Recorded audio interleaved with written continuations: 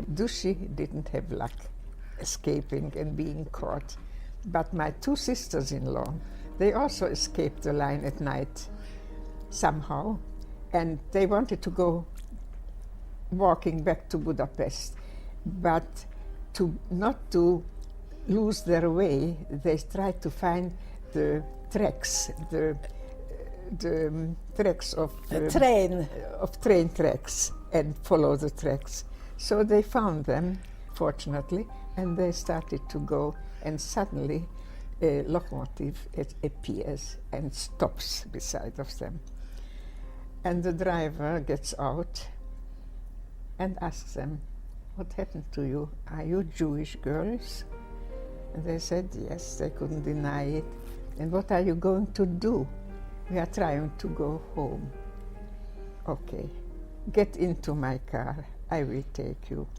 But before, they took them home, because he drove some, and then they got out, and he took them home to his own house, where he lived with his wife, and they gave them supper, and he took them back to the locomotive, and went back with them to Budapest.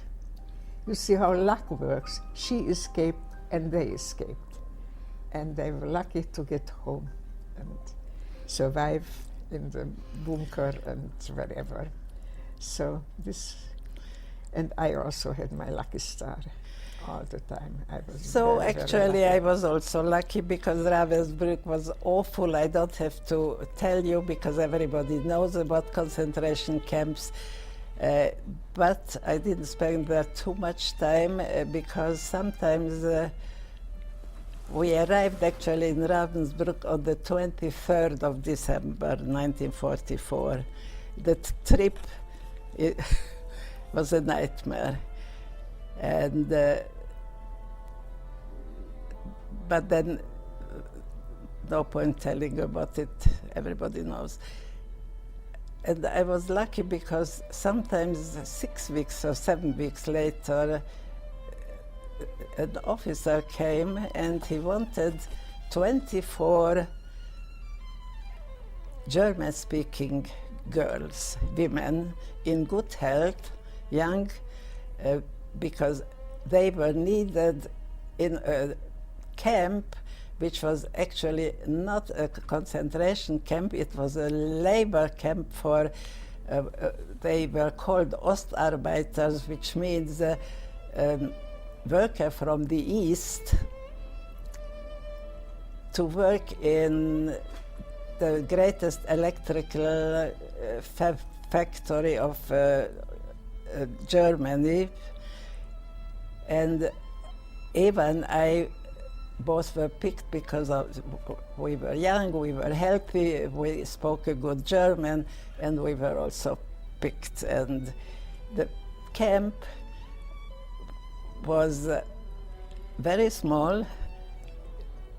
All the so-called inmates, they were Catholic Polish girls who happened to live around the Warsaw ghetto, and they were somehow caught. By the time the Germans realized that they are not Jewish, they were already in Germany. So they made them work in that factory, which was about 10 kilometers away.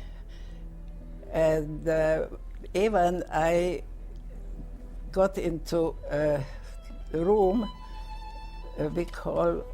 they were all Polish. They were constantly praying when they were not working. So by the end of the months, I knew all the Polish prayers.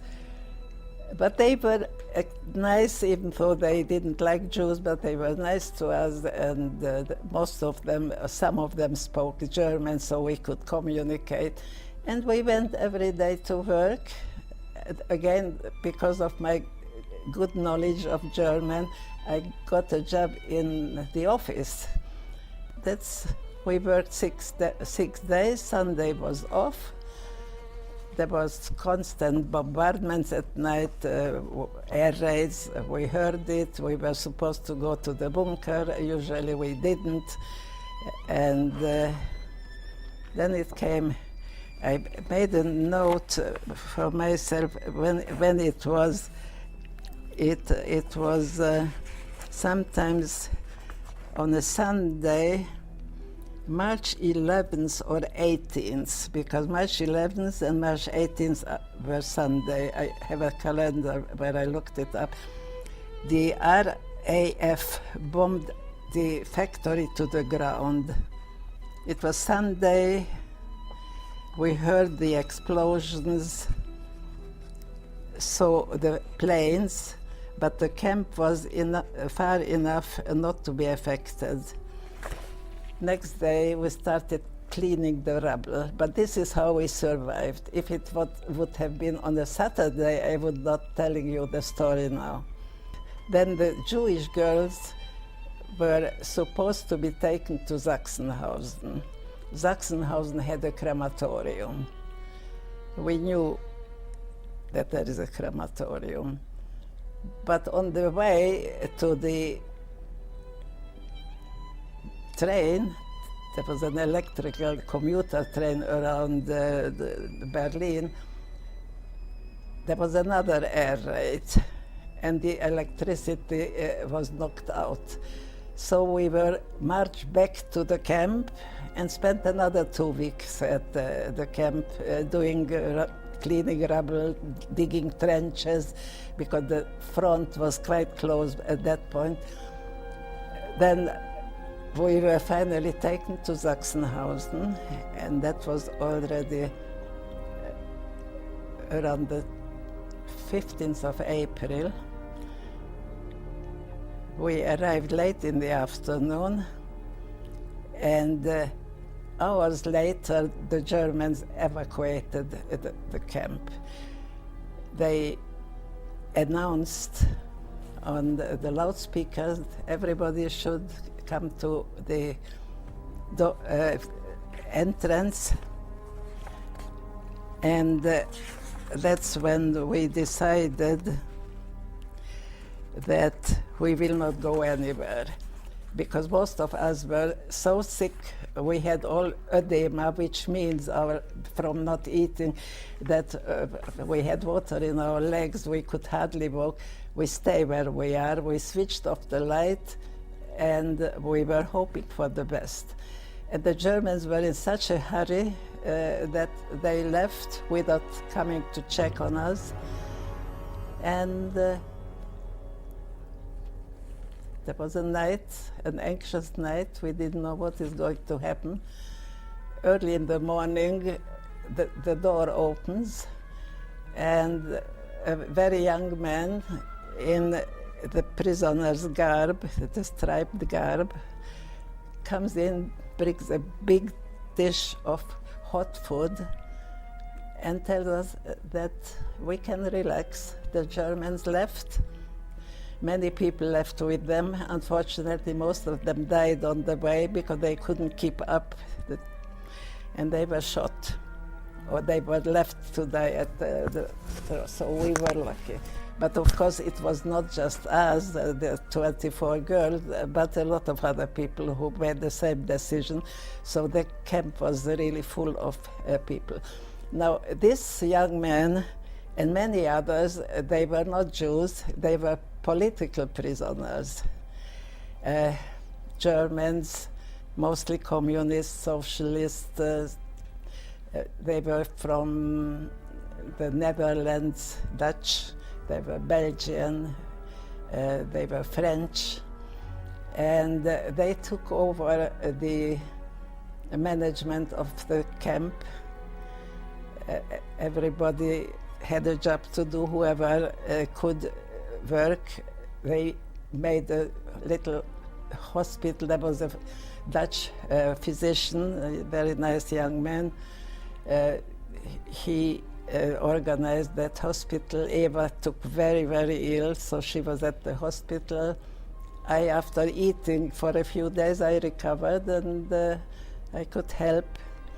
There was this wonderful interregnum between this happening and until the Russian took over.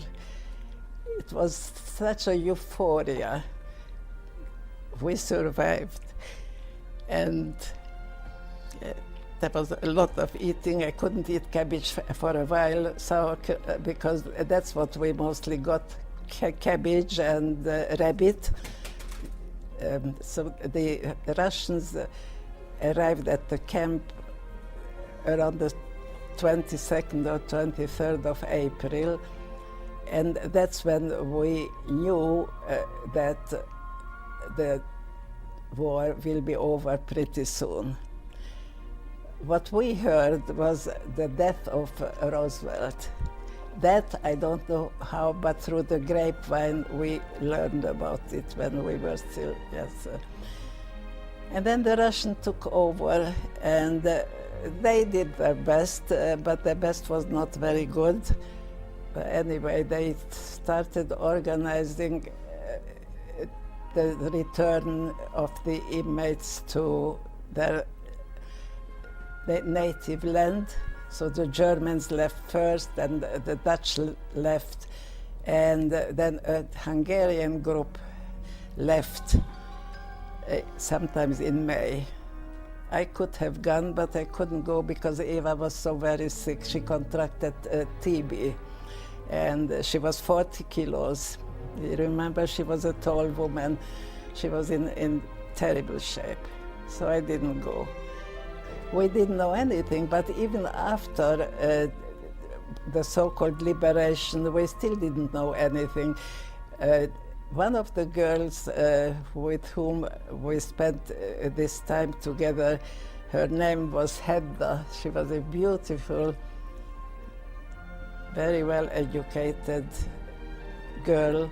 She went home with the first group.